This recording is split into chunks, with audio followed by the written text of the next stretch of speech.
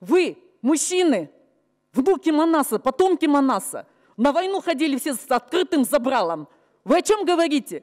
Бұл Гүлшат Асылбаева деген депутаттың өткен жылы кесіптештерін зекіп, фейктер жөнді мыйзамын күчкө салып өткөрем деп жүргенде сүйлөгөн сөзі. Бүгін қыстап өткөрүшкөн ошол чуулу мыйзам тууралуу сөз кылабыз, саламатсызбы? Асылбаеванын маалыматты манипуляциялоо мыйзамы өткөн жылы иштелип чыгып, чуу жараткан эле. Анда жарандык коом өкүлдөрү жана бир катар депутаттар сөз эркиндигине каршы мыйзамды өткөрүп атасыңар деп тызылдашкан. Бул өйдө жактан түшүрүлгөн мыйзам экенин баары түшүнгөн. Анткени ошол кездеги төрага баш болуп, күчкө салып өткөрүүгө аракет кылышкан. Бұл бардығысының укугун коргоп атат. Бұл айрыкча мисалы оппозициялык маанада жүргөн бүгүнкү күндөгү биздин урматтуу мекендештерибизге эң керектүү мыйзам. Эгерде мамлекет тараптан оппозициялык кыймылда жүргөн мекендештерге аккаунттарды ачып алып, бийлик тараптан атака чабуул жасалса, ал киши барып толук мүмкүнчүлүк берилип атат, бар актанганга. Ошо кишини таап бергиле. Ошо аккаунттан чыгып алып, мени кара жала менен мен кылбаган иштерди кылды деп жазып атат, чыгарып атат, элге мени жаман көрсөтүп атат деп кайрылса, органдар иштейт. Мына ушул мыйзамдын керек жагы ушул. Бул адамдардын укугун сактап берип атабыз бул мыйзам менен. Бардыгыбызга тең иштеш керек. Ачыгын айтканда, бул бийликтегилерди гана коргойт деп ошондо эле бир топ депутаттар айтып чыгышып, сөз эркиндикке кол салган мурдагы бийликтердин тагдыры эмне менен аяктаганын да эске салышкан. Ошол убактагы бийлик гезиттерди, радиолорду, интернетти чектеп баштаган. Ошондо чыгып бул жерде 100га жакын адам өлгөн. Ошондо азыр чыгып алып бул жерде сөз эркиндигинин кереги жок деп аткан адамдар үйүндө май чучук жеп, арагын ичип, кулдарды жумшап, байманаптай болуп үйүндө отурушкан. Эмне ошолор бизге үлгүбү? Силер мына ошо калып баратасыңар. Жок жерден текшерилбеген. Бул мыйзам жок мыйзам. Болбойт. Бул иштебей турган мыйзам. Эми силер сөз эркиндиги бизде жетиштүү. Бул жерде силердин эмгегиңер жок ага. Эмне үчүн Кыргызстан сөз эркиндиги боюнча башка мамлекеттерден айырмаланабыз? Анткени ал биздин элдин эмгеги. Эгерде ошону тыябыз десеңер, ордуңарды башка жактан көрсөтүп коет. Бул силердин эмгегиңер жок бул жерде. Бир тыйын кымында эмгегиңер жок. Сөз эркиндигибиз бар, бизде баары жакшы дейсиңер. Аны силер алып келген жоксуңар. Аны ошо эркин эл өзү көчөгө чыгып ошолор алып келген. Белгилеп айта кетүүчү жагдай, бул мыйзамды өткөн жылы июнь айында өткөрүүгө алып келишкен. Ал убакта пандемия күч алып, эл четинен кырылып баштаганда, депутаттар Ак үйдүн 7-кабатынын басымы менен мыйзамды өткөрүшкөн. Бирок мыйзам долбоору резонанс жаратып, каршылыктар болуп, ошол кездеги президент Сооронбай Жээнбеков мыйзамды дагы карап чыккыла демиш болуп, артка кайтарууга аргасыз болгон. Регламент боюнча мыйзам өзгөртүлүп, толукталып, кайра кароого алып келинмек. Бирок октябрда мөөнөт өтүп кетет. Ага карабай Гүлшат Асылбаева 8 ай өткөндөн кийин долбоордун атын өзгөртүп, затын ошол бойдон калтырып кайра алып келген. Алып келген күнү парламентте депутаттар кызыл чеке болуп салгылашат. Бул жолу да өйдө жактан айт деген сөз болгонбу, бир топ жүгүрүк депутаттар жүгүрө баштаган. Бул мыйзамды аягына чейин колдоп чыгышыбыз керек. Мен ушул жерде отурган жалпы урматтуу депутаттар баарыңыздар чакырам. Ушул мыйзамды колдоп берүүңүздөрдү. Болгон байлыгыбыз сөз эркиндигибизге балта чаппайлы, каршы бололу деп үгүттөгөндөр да көп болгон. Бул мыйзам иштебейт. Ачык эле айтып коеюн, эгер иштей турган болсо, бийликтин куралы болуп калган иштейт. Фейктер, троллдор, анан ар намысты коргоо депчи, ар намысы бар адам, ар намысы соттон издебейт. Ар намысын көкүрөктөн анын элдин арасынан издейт. Сен кандай адам экениңдин эл өкүнүн эл билет. Ал эми комментарийлерди окуп алып эле минтип атат, тигинтип атат деп ага маани бере бербеш керек да. Сен ага чыда. Бул эми сөз эркиндигине тоскоолдук жаратпайт деп аткансыңар да, еще как жаратат. Еще как жаратат. Бул мыйзам бир гана бийлик үчүн иштейт. Карапайым эл үчүн, башка адамдар үчүн иштебейт.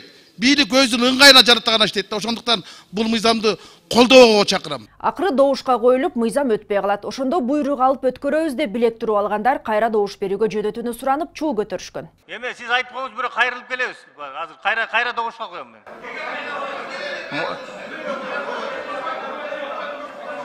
Урмат төрага, кайрылар укпай тура эмес басып алдык, кайра коюп коюңуз. Бул процедуралык бузууга кирбейт, анткени добуш берилди. Будан кийин кайтуу боюнча процедура жок. Жок процедура кайтып келүү боюнча. Бул мыйзамсыз болуп калат. Я предлагаю прекратить здесь манипуляции с законом о регламенте. Однозначно процедура была не нарушена. Проголосовали против, не хватило голосов, закон не прошел. И это все видели. Бул бир ай мурун 30 июнда болгон жыйын. Арадан туура бир ай өткөндөн кийин депутаттар бар президенттин чайын ичип келгенден кийин ойлорун 180 градуска өзгөртүшкөн. Бир жума мурун үн сөз дебей туруп эле ушул эле мыйзамды кайра эле өткөрүп беришти. Келбей калган депутаттардын ордуна дагы дежурлар шакылдатып добуш берип жиберишкен. Менин ордума жана фейктер боюнча законго колдоп добуш берип коюштур. Мен анга башынан каршымын. Биринчи, экинчи, үчүнчү окууда кечээки менин позициям ошо стенограмма үчүн каршы деп белгилеп койсоңуздар. Эч бир позициясы, намысы жок мындай депутаттар бизде эле болсо керек. Кыргыздын бычак касап мырзалары кайда кеткен? Же баары суу жүрөк болуп калышкан байтор парламенттеги спортсмени деле, бизнесмени деле бир муштумдан коркуп бөжөңдөй эле беришет. Бийлик билектирөө киришип жатса, демек бул мыйзам толук кабыл алынат. Ортодо президент оюн өзгөртүп, регламент бузулуптур, баш мыйзамга каршы келет экен деп депутаттар менен кеңешип, мыйзамды алдырып салбаса эле. Кеңешип, алдырып дегени мамлекет башчы вето коюу укугунан ажырады. Анткени мыйзамга салып караганда мурунку президент кайра иштеп чыккыла деп артка кайтаруу менен чечим кабыл алып койгон. Демек, вето бул мыйзамга иштебейт. А эгер мыйзам кабылданса, анда цензура кирет. Цензура бул бир сөз менен айтканда көзөмөлдөө же чектөө. Телерадио, веб сайттардагы чыгып жаткан маалыматтарды көзөмөлдөп, чыпкалоо деген түшүнүк. Цензура бир гана маалымат жайылтууда эмес, адабий же көркөм искусство чыгармаларында, кино жана фото жаратуучуларга дагы колдонулат. Кээ бир учурда маалымат же идеялар бийликке жакпай турган болсо, жеке жазышуу, пикир алмашууга дагы киргизилет. Эми бул мыйзам кандай иштейт? Мыйзамдын авторлору бирдиктүү идентификациялык борбор түзүлөт деп жатышат. Аны ким жүргүзөт белгисиз. Министрлер кабинети кайсы органга берерин аныктайт экен. Ал эми жалган эмес деген маалыматты ким аныктайт? Ким фейк эмес деп соц тармактардагы аккаунттар кандай аныкталат? Бул суроолор да жоопсуз. Демилгечилер парламент депутаттарына мындай деп жооп беришкен. Мен суроом авторго да, ошону ким аныктап чыгат бул туура маалымат, жалган маалымат деп. Жалган эмес маалымат деген ким аныктайт? Я еще раз попросила своих коллег внимательно прочитать закон. Там написано: на основании заявлений граждан, которые будут подтверждать свою именно позицию в отношении ложной в отношении них была информация или нет. Мен жөнүнө жооп бере бербей суроо бергенде, ошон үчүн сурап атам такташ үчүн. Так, мамлекеттик орган тактай ошондо жалган эмес деп.